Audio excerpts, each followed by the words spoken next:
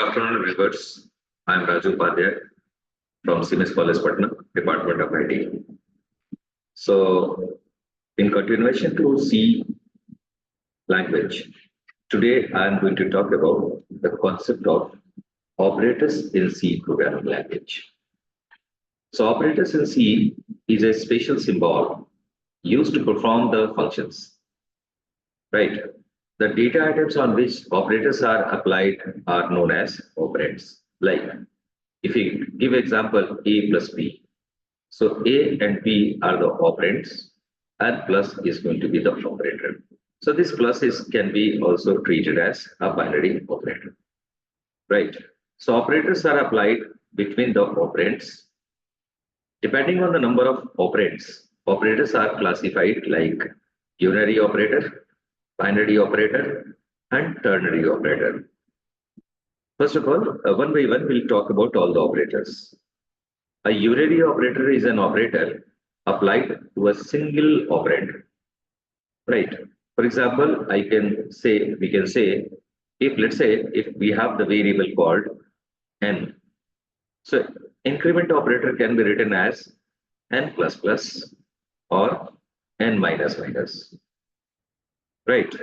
So if you are going to write like n plus plus, so it's going to be treated as post increment operator.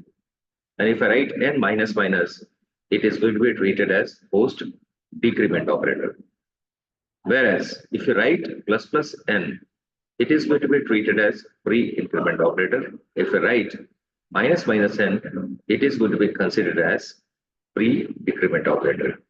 And as a unary operator, we are having size of also, which is going to decide the exact size of a variable or their corresponding data types. Now, we'll talk about the binary operator. So binary operator is an operator which applied between the two operands, exactly. Right. So as a binary operator, we are having so many operators like arithmetic operator, relational operator, shift operator, logical operators, bitwise operators, conditional operators, assignment operator, and there are so many other kind of miscellaneous operators. Now we are going to talk about the ternary operator. So ternary operator, as a ternary operator, it is a combination of question mark and colon.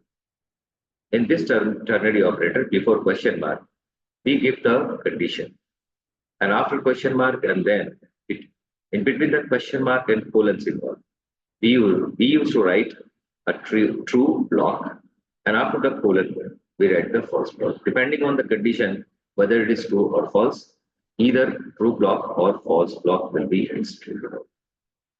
So this is all about operators in C in brief. I'll be talking about the other aspect of the operator in the next video with the practical. Thanks for watching this particular video, and wait for another video which I am going to release very shortly. Thank you very much once again for watching this video.